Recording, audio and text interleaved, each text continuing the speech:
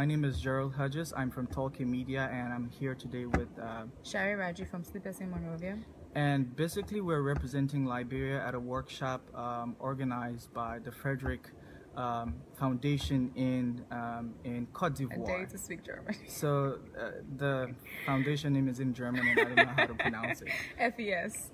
Yeah, FES for short. And the workshop is on governance, migration, and the role of social media influencers as well as bloggers in promoting legal migration, as well as just encouraging, especially African migrants who are in other countries, to come back home and contribute towards the development of our country.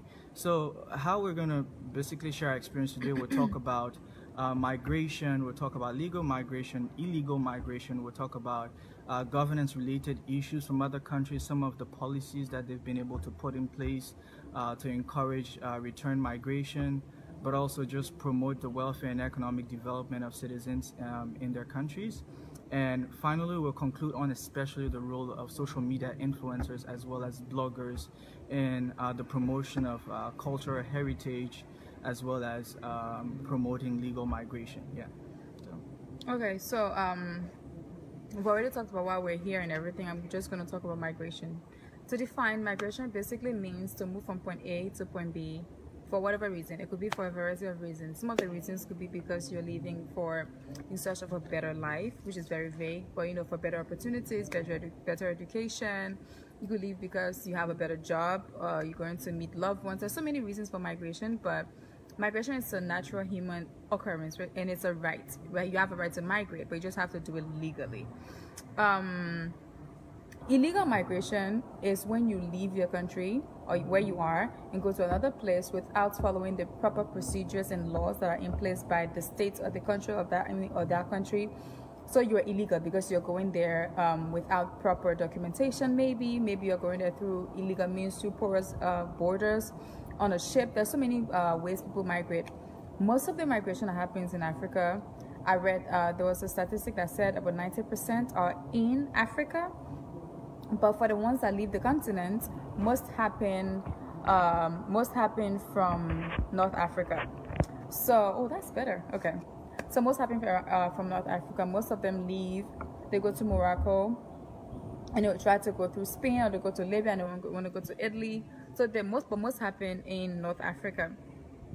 And another way that illegal migration happens is when you leave your country and go to another country when you have a visa, but your visa is for a short time or it's for a specific purpose, like you have a student visa, or you leave and you have a tourist visa and you're supposed to come back after a month or two and you stay there. And those are ways that illegal immigration happen. So the thing is, the thing with illegal migration is, I talked to a person one time who left Liberia. He was a Liberian who left the war and went to Ghana in the Buduburan camp. And he came back after the war, and then he wanted a better life, right? So he left and he went to Libya and got on a boat and tried to go to Italy, and he got sent back. He almost died. Like the boat almost turned over because most people die, and that's the thing. But he left. He was sent back, and problem there was he didn't have any documentation anymore. He didn't know how to come back home, and there was a time. I mean, I don't know if it's still happening. I'm not very sure about that. But there was like a slavery thing that was happening in Libya. I think it's still Yeah. the case. It's still the case, right? Yeah. So I don't know if it's true, but he said that he got taken by slaveholders. He needed money, and so he called back home. They had to send money, all kinds of stuff, right? I'm saying all this to say, when he finally got back home, and I was talking to him, and he said, I would do it all over again because I'd rather go there and do better than be here and be a disappointment to my family, or be here and see my. There's a saying that somebody said yesterday where, so how do you say in French? Say I can remember how to say in French, Okay. but it goes as it's better to die at sea than to see my mother tears. Basically, yeah. So I'd rather go out there and die and suffer. And that's the thing with most illegal immigrants, because most of us that are in other countries, Liberians, anybody else that are in other countries illegally, we're usually doing menial labor, right? We're not working for the big bucks. So we're doing menial labor. We're making very little money, but we have to keep up this facade. We have to send money home. People at home don't know what we're suffering, what we're going through. And basically, it's like you're suffering, but you have to pretend as if to say you're not, because you'd rather be there than to come back and it seem like a failure. Yeah, and just to connect the dot. So you see that most of the times, young people, especially in Liberia, who are really who are motivated by images on social media of the lifestyle that their friends or their family members are living in places like the U.S. and other parts of Europe, and they want to also migrate to those countries, and they go through sometimes legal means and sometimes through illegal means. But as we're just watching a documentary, trust me, if you go through illegal means, it's not at all easy. People die along the way, unfortunately. People just become slave to in other countries, and it's insane the type of treatment that they actually go through. So it's important that if you want to migrate to another country, you migrate legally. But even if you migrate legally, it is important that you also go for the purpose for which you migrated and potentially return home. Yeah. Yeah, I think, and also it comes from us also who are here, we're at home, because we need to stop sending out the message that if you somehow come back home after a failed venture, or things didn't go the way you planned, that you're somehow a failure. People start over all the time. There's nothing wrong with starting over. You're supposed to reevaluate your stance in life and try to find a way to make your life better. That's normal. That's the human goal. That's the human purpose, right? So if coming back home is the way to do that, there's nothing wrong with that. People need to stop sending out that message. Yeah. I think it's very important. Yeah, and just my personal life experience, just shortly.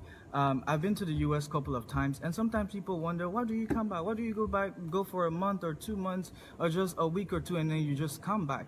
And why don't you stay illegally? Why don't you stay illegally? You know, and my response to them usually is that I'm more useful in my country than I am in another person's country.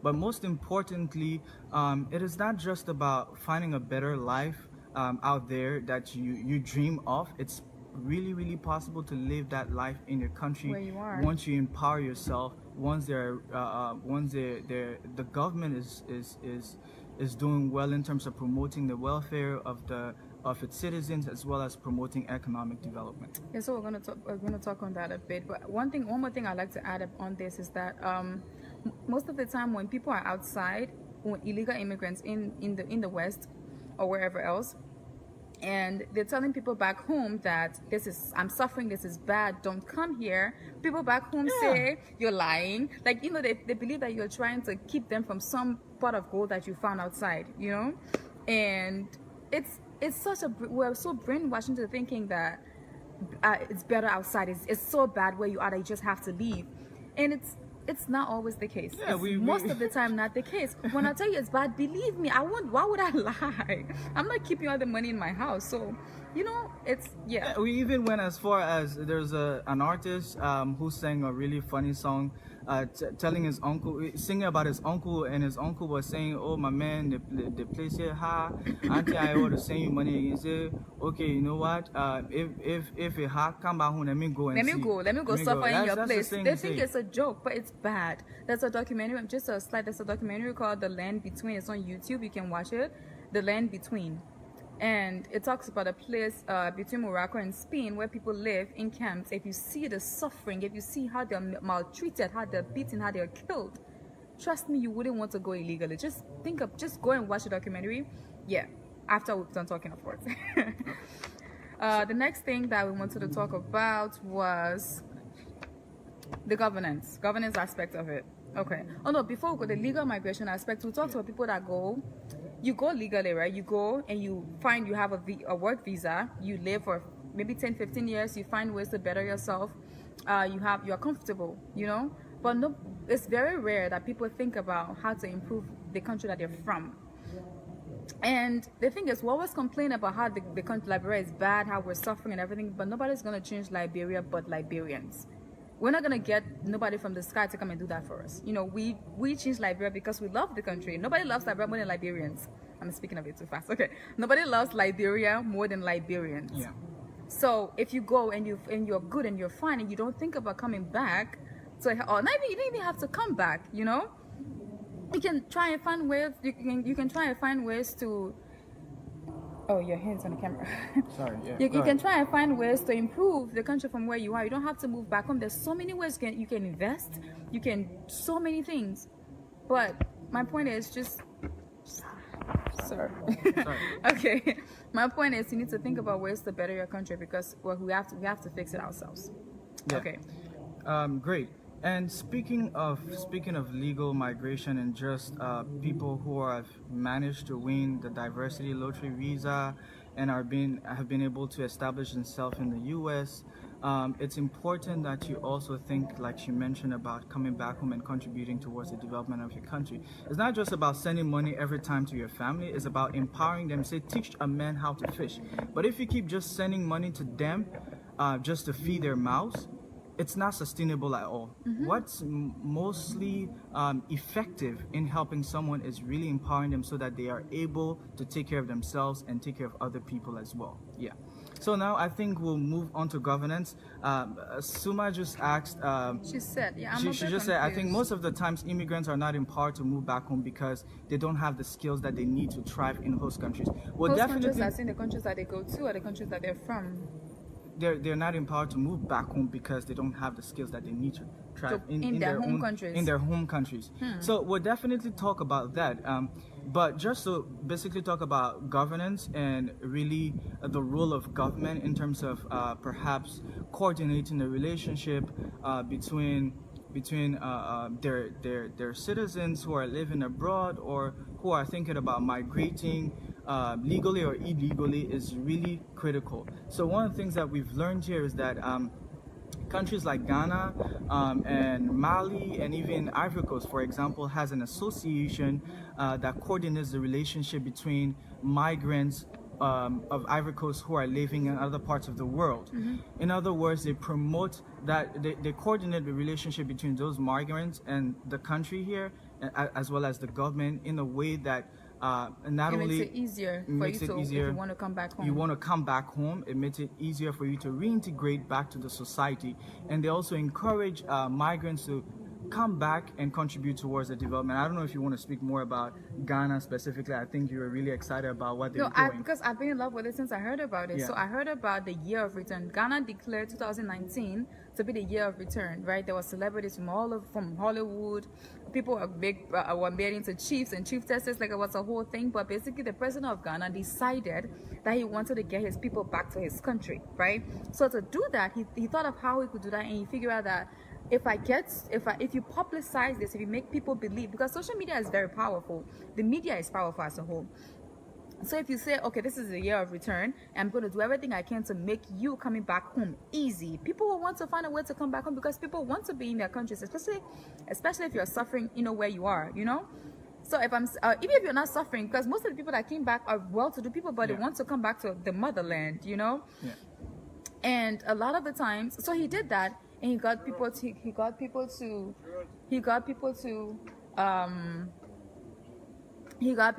celebrities to be like social media campaigners for the Ozoma St. John was like, she worked at Uber and Apple. She's a badass woman, and basically I love her, sorry. Basically she was one of the ambassadors for this particular event, and it made more people want to come back to Ghana. And that's the thing that the government could do. You could do that kind of campaign. Yeah. You were talking about the one that Mali does also. Yeah. So Mali has a campaign called My Beautiful Mali, and basically people living within Mali who have really good experiences are given the opportunity to share their experience, share the countryside, share the culture, share the food, share the good life that's happening in Mali, share the good side of Mali. And most often we find that really difficult. For example, in Liberia, many times, there are people who nowadays are promoting the culture, like this blogger, how do you call her? Adrian? Yeah, Adrian Tingba. Adrian Tingba, Sleepless in Monrovia, you're also doing and I love amazing work. Sulika's Instagram page is a blog by herself. Yeah. So you see, there are people who are really sharing the experience of how beautiful Liberia is and the fact that they can actually live a better life in Liberia. However, on the other side, there are also people who are sharing terrible experiences. Trust me, I have I have some family relatives in the U.S. right now who were born there, like my cousins who were born there, and what they're told by one of their aunties, distant aunties, all the time is that Liberia has so many wizards and witchcrafts, and so if you go there, they will blah blah blah. Yeah. You know the story. So Yeah. every year my cousins decide to come back.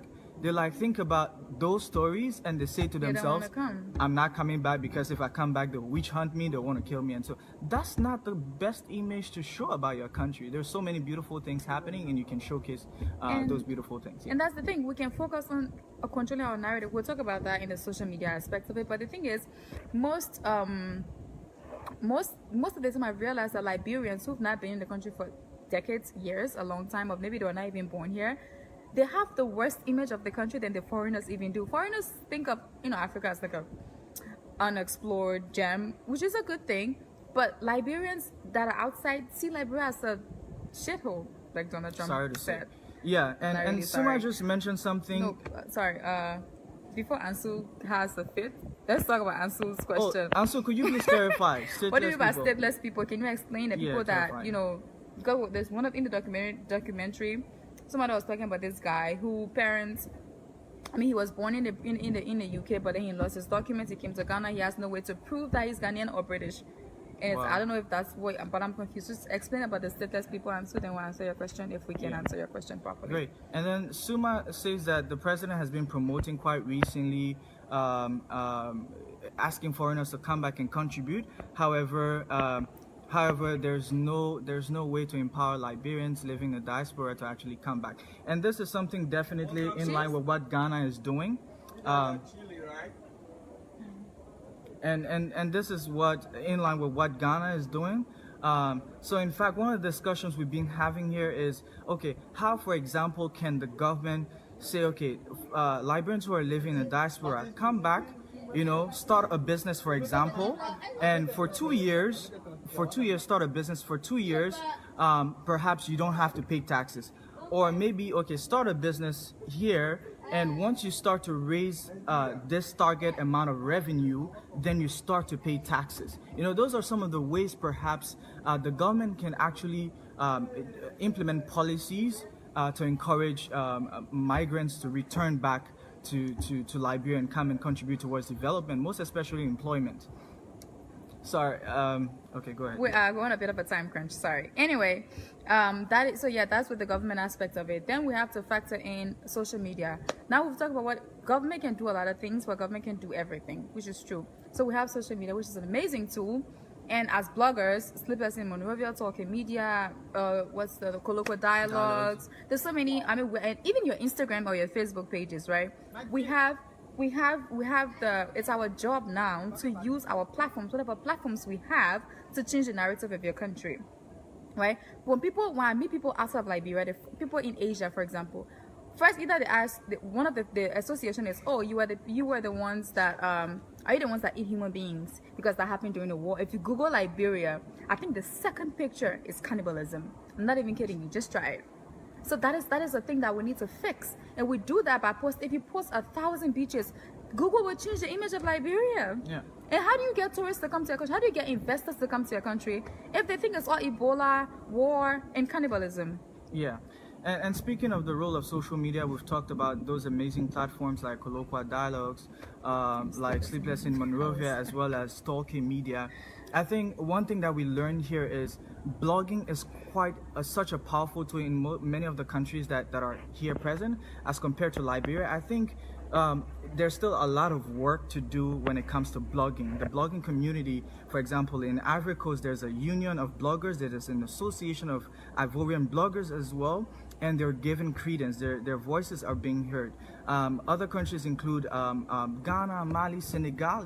Ivory Coast. Bloggers are making let me not just talk about the money aspect, but bloggers are really strong voices in governance system of the country. It's not just about promoting, promoting entertainment and so forth. Mm-hmm. We have a lot of role to play in governance and ensuring that communities and lives are transformed, and Liberia is a place for everyone to come and live the best life that they dream of living. Yeah, and the thing is with SIM, the whole point of SIM was to create a platform where you could share your views unedited, or not unedited, but like we're not Uncensored. uncensored. Exactly, that's the word, uncensored. So with traditional journalism, typically you don't have that much of a freedom, but you have your social media platforms. You have platforms like Sim where you can, get to a larger audience and you can get the information out there. You can share the truth. If you're actually suffering in the US or in the UK with your based on your status as an illegal immigrant, you can share that story. You can give true information. Our boat is about. The boat is about to leave. We have to wrap this up. I'm really sorry we're rushing you people, but so that's the message we're trying to get across to you people. Basically, the government has work to do, but we also have work to do. We as a people, we as social media, we as bloggers, we as social media influencers, we all have work to do with changing the narrative of how things are perceived with Liberia and the diaspora. Yeah, and a challenge to both of us after years, definitely.